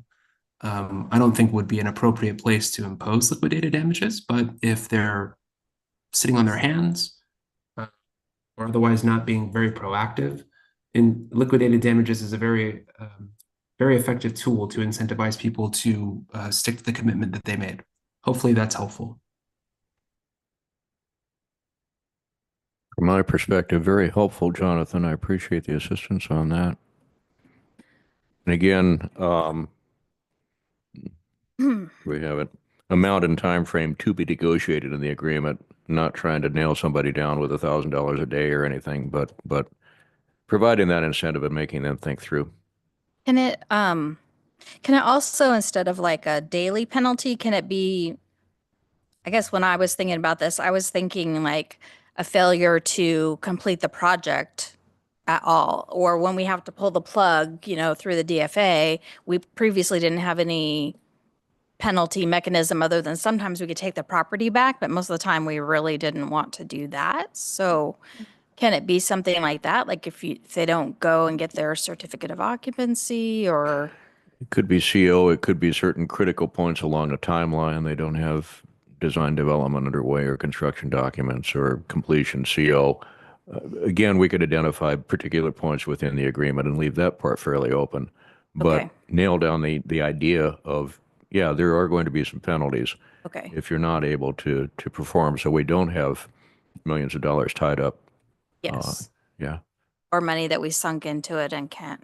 correct.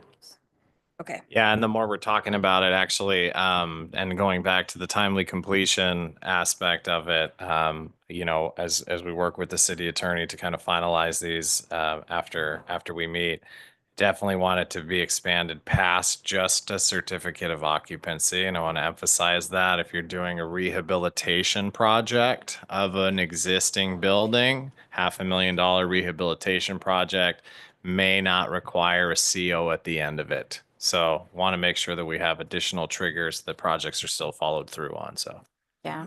You know what those are. yeah. You tell us. Thank you, Josh. Great clarification. With that, we're on to just some key points of process here. Staff will revise the IP application form reflecting any modifications approved by the board, going over the discussion tonight. Information and applications will be posted online. The agency will issue an annual notice of funding availability through a printed notice to property owners within the district. Applications accepted throughout the calendar year. Applicants submit funding requests no later than 45 days prior to the following month's board meeting. That allows staff to vet the application, so we're not trying to rush things through at the last minute. Staff review applications, either award outright, again, that 50,000 cap, as described above, or bring to the board for IP or DFA consideration. Funding provided dependent upon available annual maximum indebtedness capacity at the discretion of the board, to the point raised earlier tonight. We need to have that cash flow coming in order to make all of this happen. And that is it.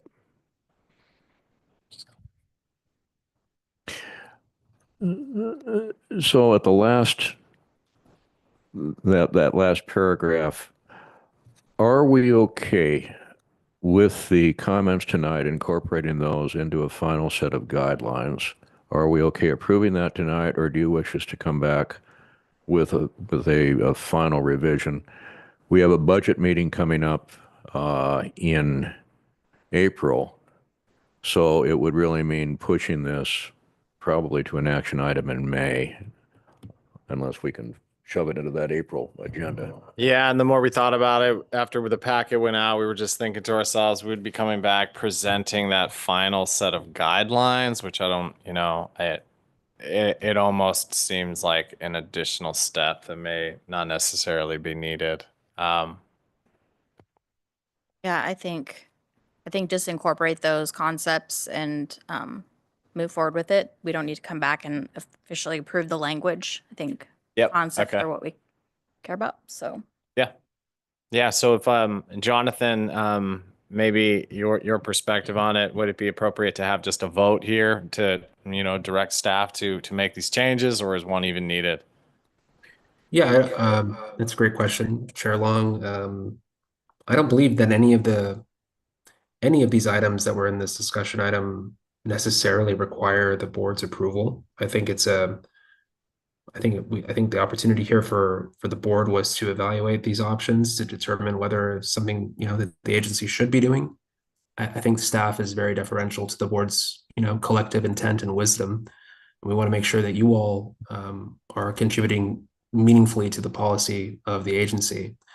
With that said, if the board would like us to come back and prepare some less than high level specifics, something more detailed, that's always an option. Alternatively, you can just direct staff to go forth and implement these changes with the understanding that if there's ever an agreement that exceeds the agency manager's authorized $100,000 in value, then you all would be seeing these agreements on a case-by-case basis as they come forward. And so there's options there. I guess the short answer is I don't believe a motion is necessary. It sounds like consensus is good enough. because of the caveat that, you know, anything over 100K is going to come back to the board anyway. And it's going to be 50,000. But I'm yes, sorry? it's 50,000. So, Oh, for incentive program agreements? yes. Mm-hmm. I see. So, Okay. yeah. So since the attorney doesn't feel that, and we've had consensus from everyone present, and we had feedback on the points from Richardson, I feel like we have overwhelming support for what's been discussed. So let's go ahead and do that. Okay, so just to be clear, because it wasn't clear to me 100%, but it's easy enough. So it sounds like going forward for these agreements, we will implement the changes that the board seems to have offered consensus on. Yes. Because anything over 50,000 will be coming back to the board anyway. And if there's ever any concerns at that point, the board can always weigh in. Correct. Excellent. Okay. Thank you. Thank you. Okay.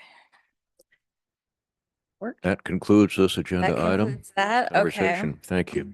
To bed. All right. So next we're going to do board member comments and questions. And so I am going to bring up the last thing that Dan Richardson put on his email to us since he couldn't be here. He wanted to make a comment on the First Street project. He said, I'd like to propose we direct staff to bring that to the board for review and approval, allowing public stakeholder input, for example, Mr. Gleason's, and also questions and directions from the board. This project is too large and too much of a central point for our recent district renewal for it to move forward to construction without review, understanding, and approval from the URA board. So just want to make sure that got into the discussion.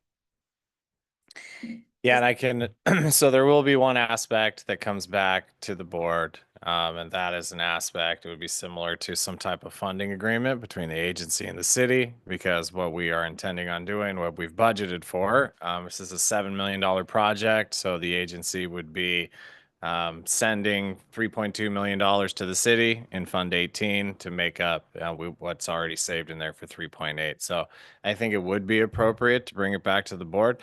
If not appropriate, I think it would be required that we bring it back to the board to allow that transfer to occur.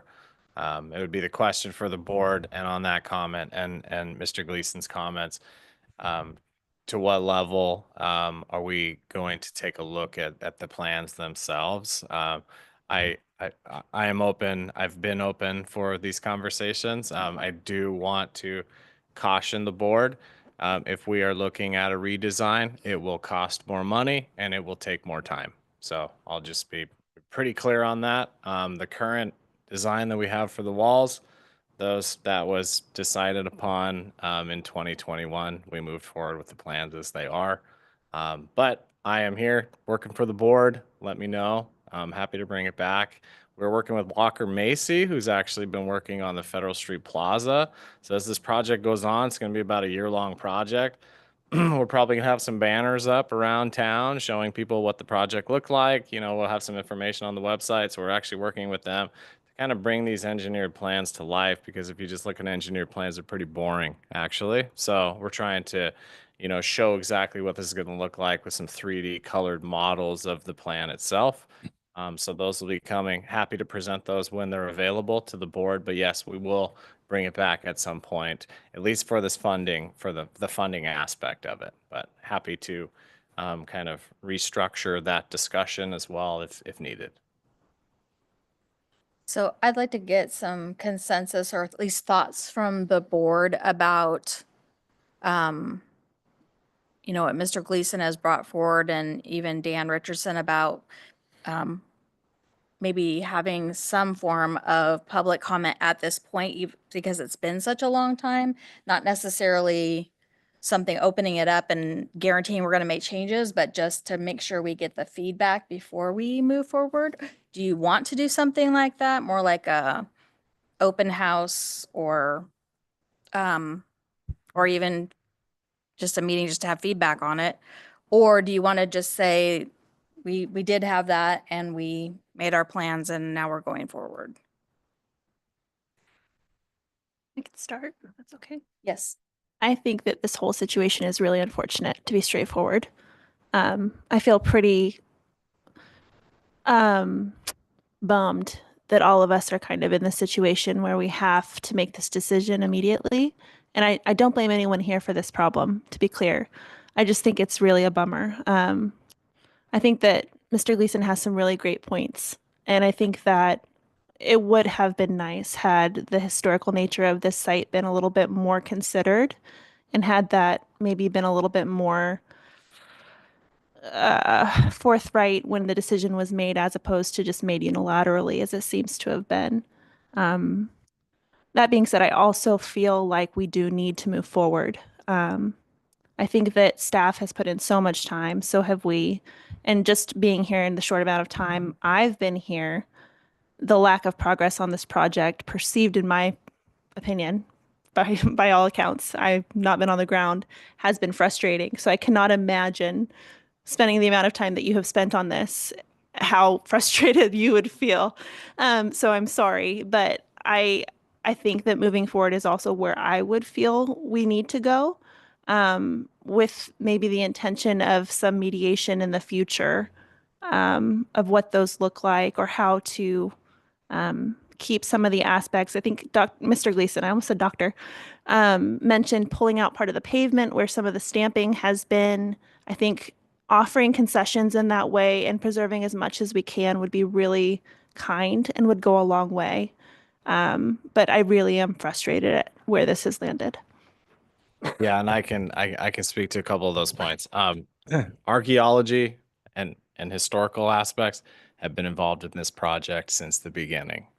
There's a lot of work that's been done on this project. Our archaeologist, our team told us that this project is well known around the state in the archaeological, field. It's a complex project, just that it's known, just that it's a highly historical area. So it's a very well known project. They happy to, like I said, we can bring it back, discuss that further. But the archaeology side of things, we know that this is when you're working on a development in a historical area, there is the threat of having an adverse impact. We know now that this is going to have an adverse impact. So with an adverse impact, there is a mitigation plan that is required by the State Historic Preservation Office. We are fully intending on complying with that. Our plan, actually meeting with our team, is come probably towards the end of April. We're bringing SHPO's team out. We're bringing our archaeologists out, our engineering team. We're going to do a walk of the site to give them that heads up before we start through some additional processes. And there's also aspects that with that mitigation plan, there's an MOU, a memo of understanding, that we have to sign when we complete the project. And this is a mitigation plan that has to be completed within 5 years after completing the project itself. And when you outline a mitigation plan, you look at different things that you can do to try to preserve the history. We are already baking some of those into the current plans that we have. So there's the ruins of an old building facade down in one of the parking lots. That is clearly noted on the plans that is going to be protected when we tear the sidewalk all around it. There's an old metal trap door that sits out there. I call it a trap door, but it's a door that accessed, the basement area of an old hotel that used to be there. We are actually, and worked with Mr. Gleason on this, we are actually going to be removing that trap door, pouring brand new sidewalk, and then laying that trap door back into the planter strip. So we're kind of, basically reinstalling this old historical door, but keeping it in the planter strip outside of the walking area, so we still meet ADA. And then as far as the curb, we are intending on potentially cutting out the curb. That corner, we probably cannot save that corner because it's just there's a light pole right in the middle of it.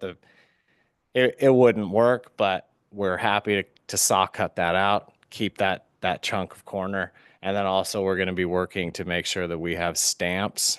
It was mentioned in Mr. Gleason's comments. We are still intending on having stamps of old Chinatown in the concrete itself. So those are 4 things that I know that we are already intending on baking, that we have already baked into the plans, and there might be more mitigation that comes after it. So Can I ask one more question? Yes, of course. Would it be possible, and I have no idea, I don't know the feasibility of this, but I know that it's fairly easy to build like a website that links to a QR code. Is it possible to have like a QR code or something in the concrete where if someone was to scan it, they could receive more information about the site and everything that occurred down there, just to kind of keep that history forefront and also accessible to the public? yeah, it would probably be best on some type of signage. Yeah. Yeah, some signage, but yeah, totally doable. Just And that wondering. could be something that is part of that mitigation plan. Maybe Mr. Dedicated. Gleason would be willing to help us like manage that site or get that Yeah. information on there Yep. kind of in a way to help with that. I think that's a great idea, and it's something that I will definitely bring up as far as a potential item to add to the plan. Thank you. Great. Okay, so I'm going to consider this issue put to bed. We have a plan. We're not going to reconsider at this point. Okay. All right. Any other board member comments or questions? So I talked to Joshua before the meeting about fire suppression. Surprise.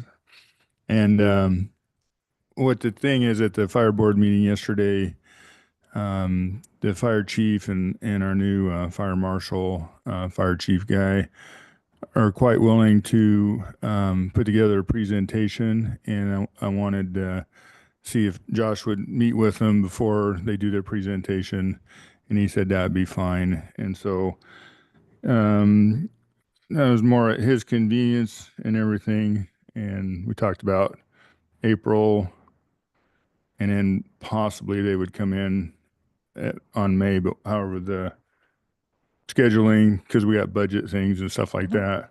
What would be the topic of that presentation? Well, it'd be discussing why residential fire suppression systems are important, and how some communities not only support that, but actually require it on any new construction. I don't know about in urban renewal. And we wanted to, kind of discuss this before we, in the same meeting, we had another project that involved residential, and the decision by the board to say yay or nay. So they could not be sitting there listening to the presentation and then be faced with, we're up next and we don't want to put in a fire suppression thing, but just information for the board so that when they make another decision about that, they have more than just what I've said and things like that. And they're very much, as you can imagine, in favor of all kinds of things that would put out fires. Okay. Yep. Add that to a future agenda. Yep. Please. Carry along. Yes. I really like that idea, Walt, and I think to add to it, if it'd be really good to have a clear understanding of what is required under the code, if there's a general explanation, so to go along with it, right? So we can kind of compare, contrast, and better understand as a group, what's Yeah. recommended versus what's, obligated. I don't know. Maybe there's an example we can walk through or something. Nothing grandiose, but Yeah, so prioritization. something that might be helpful, board member Denstadt, would be to see if the new fire marshal might want to rope the deputy building official in on the presentation and a conversation, because at the city level, we do not oversee fire Yep. suppression. So that is something that's a fire life and safety issue that's coordinated between the fire marshal and building codes. And that might be something that not only gives us some additional information, they might be able to just provide some real world examples, and even helpful to, you can break down some costs, as I know we've thrown around a lot of different costs. And I know the cost of a new fire suppression system in a new building compared to a reno is probably very different. So just a thought, but it might be, they might be able to, building codes might be able to get that perspective of what what is required. I think that would help us make good decisions. Yeah.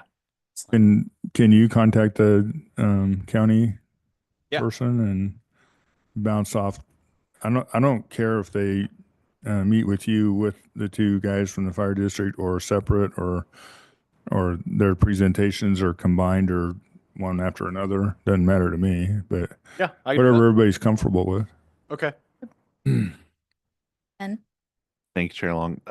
One other, just to, I don't know, foot stamp on Board Member Richardson's comment. I want to see First Street move forward as quickly as possible. I've been on URA now for going on about 2.5 years, and I sympathize with our other board members' frustration. When I came into Urban Renewal, I was like, let's get this done. And 2.5 years later, we're still like making just very slow progress. I think, yeah, I would love to come back to a meeting in May or June with, you know, like a progress report or something that shows like where we're at, what we need to do, what we need to get done if we can, so that we can just like get that thing rolling. I'd like to put some liquidated damages on the. You're reading my mind there, Chair Long. As we were going through it, I was like, we need to keep ourselves accountable to, to a timeline, and I think that would really help. One, get it on public record so people can understand what needs to get done, and that way, when we're getting questions, I've been asked questions about it, but not a lot. A lot of people don't even realize it's sitting there, but it would really help, I think, uh, help us all have general understanding where we're at, what needs to be done, and a clear, uh, uh, statement or something. It would help clarify with the public, I think, for sure. Yeah, and I'm happy to provide that, some type of progress report working with our engineers. I do know right now the holdup, and I was surprised at how long it is still the archaeology. Yep.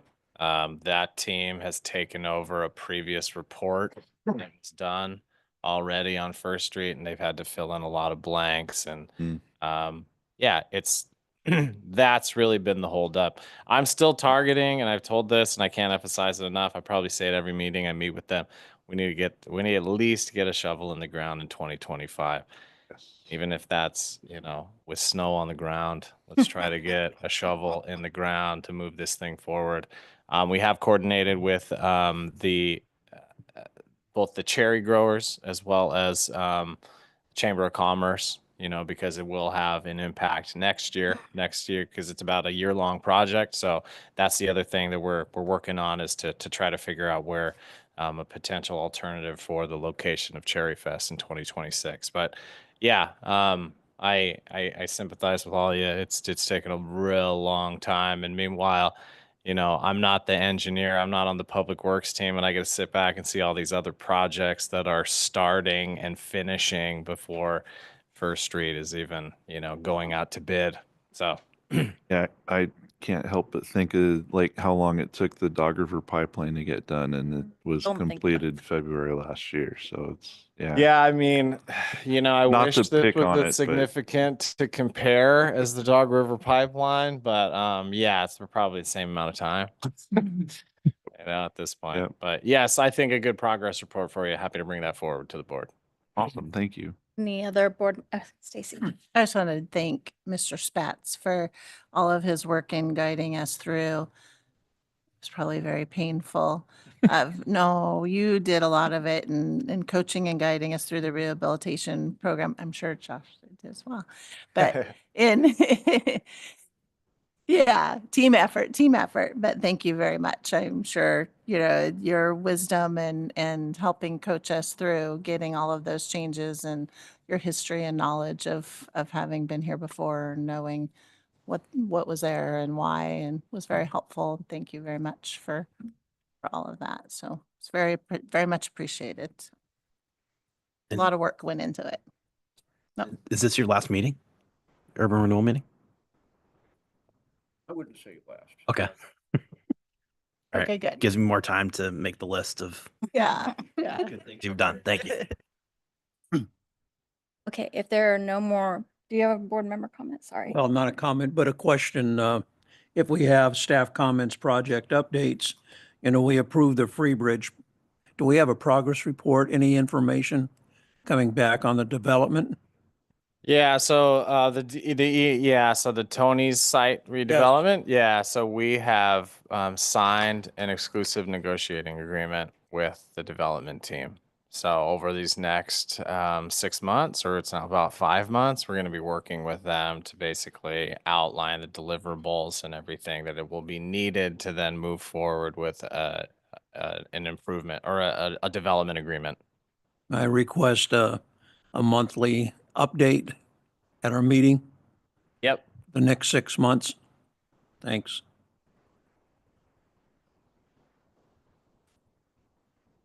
And then other staff updates, anything?